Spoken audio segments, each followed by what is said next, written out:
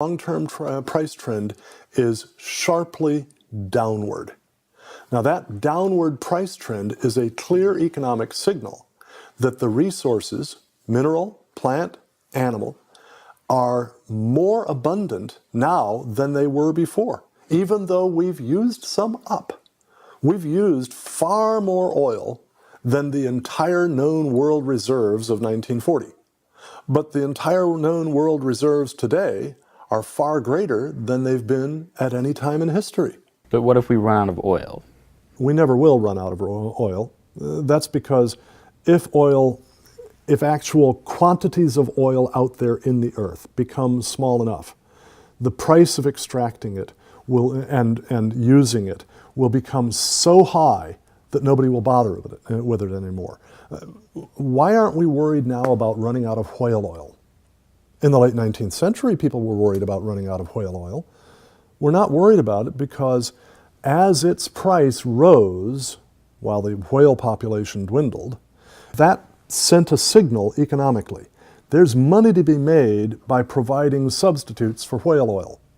And Thomas Edison went to work, and after 900 and some experiments, he perfected the incandescent light bulb, and that gave us a way to use electricity to make light instead of whale oil. Demand for whale oil plummeted around the world. Bingo, the whale populations came back. Similarly, if we ever reach that point where we're running out of oil, the price will rise so high that it will push us to use other things as a substitute. And historically, we keep discovering that the new substitutes are cheaper than the old ones. Hydrogen is the most common element in the ocean. Okay? Once we develop controlled fusion, hydrogen will represent a huge energy resources. A single gallon of seawater would have as much energy as 350 gallons of gasoline. Okay, these resources are phenomenal, and they are unlocked by human creativity. And so it's against those who are the control freaks on the one hand, and those who are the freedom lovers and democracy lovers on the other. That's the fundamental divide in politics, and it always has been. We now see it in a particularly poisonous form because modern methods of communication have enabled the totalitarians for the first time successfully to organize themselves on a global scale. And totalitarianism is, of course, this desire by the governing class to control absolutely every aspect of everybody's life and whether indeed they're allowed to live or die, down to the last dismal, dim, flickering, poison-filled light bulb. In most of the places where you have severe poverty, they also have socialism or communism. This is a failed experiment that the United Nations would like to impose upon us, and it has failed every place on earth that it's ever been tried, and tens of millions of people have suffered and died under socialist or communistic governance procedures. And now that's happening here. And look at the result. Lincoln County, destitute. Siskiyou County, destitute. We have all the wealth in the world, and we're not allowed to touch it. We're not allowed to use the wealth that our own property produces. And here's the thing for Protect Our Water and the people here.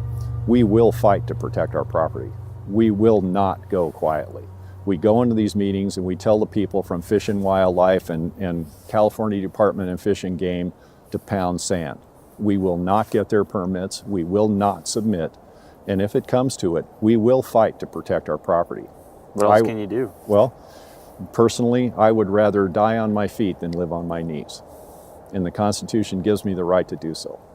Right now, with all of the environmental regulations, and I live in a beautiful place, this is where I found out what they were doing. Nina Pellegrini is a Cuban refugee who lived under communism. She has devoted her life to warning people on the dangers of communism and on the loss of freedom and liberty in this country.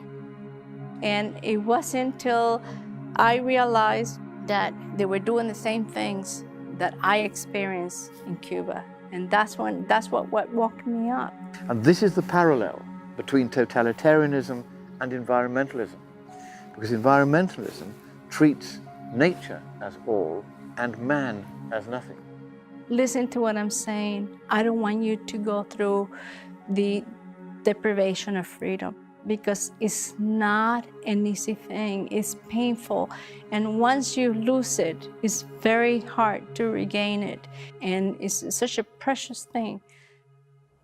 You don't have to make somebody do something. All you have to do is make the suggestion strong enough and they're going to do it on their own. And you know, Joe Stalin and Nikita Khrushchev are rolling over in their grave because we've done to ourselves in 20 years what they couldn't do in 100. Communism failed. Marxism failed in its economic sense. But all those enemies of those traditional systems are still out there. And so now what they're doing, instead of speaking on behalf of the worker, they're saying, now we speak on behalf of the planet. We speak on behalf of natural resources. When you drive up the price of energy by switching from conventional fuels to so-called green fuels, you drive up the price of everything else. You destroy employment because businesses have to lay off workers in order to cut costs. So you cut employment, which means you cut people's wages, and at the same time you increase their cost of living because energy goes into everything that they do. So consequently, people are hurt, and from our perspective with the Cornwall Alliance, where we're so concerned about the impact of these things on the poor, the people who get hurt the worst are the poor. This is a movement which is, at best, flagrantly narcissistic and acting without regard to the welfare of the world's poor, and arguably and demonstrably at times in places aggressively seeking to brutalize, harm, enslave, or exterminate the world's poor. I mean, just think about this. Carbon taxes. What could be more regressive than carbon taxes? Carbon is the main component of food and fuel, okay? Carbon taxes are more regressive even than sales taxes, because with a sales tax, a high fashion dress, which costs more than a discount dress, gets taxed more. But they both use the same amount of carbon. So under the carbon tax, the full weight of taxation falls on the poor. What you've now got is an environment-destroying program in the name of protecting the environment. It's a very, very strange, very, very unsatisfactory thing. Indeed, it follows Monckton's law. Monckton's law says that when the state chooses to intervene, particularly in the economic sphere, its intervention will be more likely than not to achieve precisely the opposite of the result which was, however piously, intended.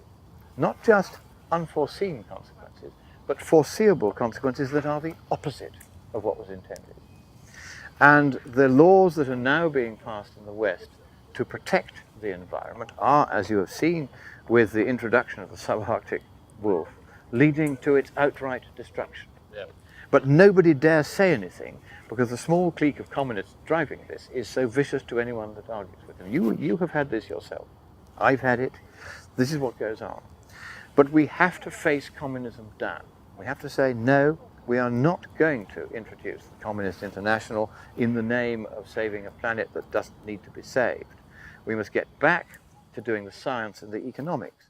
No matter what games they play with trying to refine fascism or socialism, that without the principle of economics adopted by America based on private property and free enterprise, that nothing's going to work.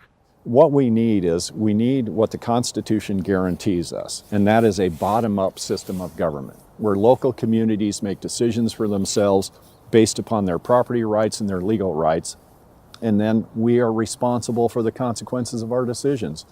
That's why private property works, because if I'm irresponsible with my stuff and my property, I'm the only one that suffers. But when you have a regional governance, when you have a socialistic form of government, you place everyone's assets under the control of a few. And those people are capable of greed and self-interest and selfishness and corruption, and you see a tremendous amount of that in the green movement, in the wolf, in the spotted owl, and the coho salmon. This is greed and corruption run amok. Scientific misconduct, junk science, poor accounting, outright theft, like the Yurok biologists. They forged all the spotted owl surveys and stole $1 million from the tribe in the process. That's what happens under socialism. The socialistic and communistic roots of the Green Movement are undeniable. But I wanted to take a look at a deeper level, the philosophical. Culture is externalization of what is inside us, the ideas, the beliefs, the values, the traditions. I met up with a renowned author and cultural analyst, Vishal Mangalwadi. Born and raised in India, he was once arrested and put in prison for trying to help the poor help themselves. He has spoken on the environment numerous times, and his background gives him an unparalleled ability to compare and contrast different cultures and the ideas that separate them from one another. The ideas on which America was founded were very peculiar ideas. Once you reject the basis for those ideas, which was the Bible, then you can't sustain the kind of society you have had. So you have to destroy everything because the progress of the West was fruit. The root was the Bible. And what you've done is rejected the roots. The fruit have to dry up. You know, people just need to be wary of how all of this fits together and dig down to an understanding of what's going to make America work again and what's going to allow humanity to begin to thrive once more. And what we have to really understand is that about the Agenda 21 assault, the real goal of the internationalists is the takedown of America. It's the takedown of the American ideal that we each own ourselves, that our lives are free and that we're not bound by the kinds of limitations that we're feeling these days. And if America can be succumbed, then the whole world will fall. Our government has exploded in size with bureaucrats who are micromanaging things that should be left to the free market. So if we could shrink that down and get it back to a more original design where free men who have personal liberty can manage their affairs according to their own best interests, which are also the interests of the community, then everyone benefits. And so especially those who work the land, who take care of the land, from the farmer to the miner to the foresters, they have to be given, and their freedom must be returned to them, to manage their affairs the way they know is best, because they are wiser than any bureaucrat. We're not stupid here. I mean, we're better stewards of this land than anybody from Cornell University who's never seen it. Half of the policy decisions the U.S. Forest Service makes don't come from here. They come from Washington, D.C., and they're based upon forests that are nothing like our forest. And so nothing that we say says that we must treat the environment just like our garbage can. We do have to look after it, but we don't have to extinguish 9/10 of humanity or more in the name of doing that. We are created to establish our dominion over nature, which means transcending nature in our minds first and then imposing the fruits of our imagination upon nature. We should at least be managing within an ecological balance, which we're not. We're managing within a preservation stance, and that doesn't do any good for the wildlife, doesn't do any good for mankind either. The further you get away from community involvement, the more mismanaged it becomes. And if you can keep it at a state level, if states can manage their own timber, our Department of Natural Resources does a pretty good job of managing timberland. And the rules and regulations to protect wetlands, to protect streams and creeks and rivers, and they're always assessing that. They're always trying to make sure that they're managing the resources properly. But you get to the federal level, and then all of a sudden you could see it's no longer the resources that are the priority. And, you know,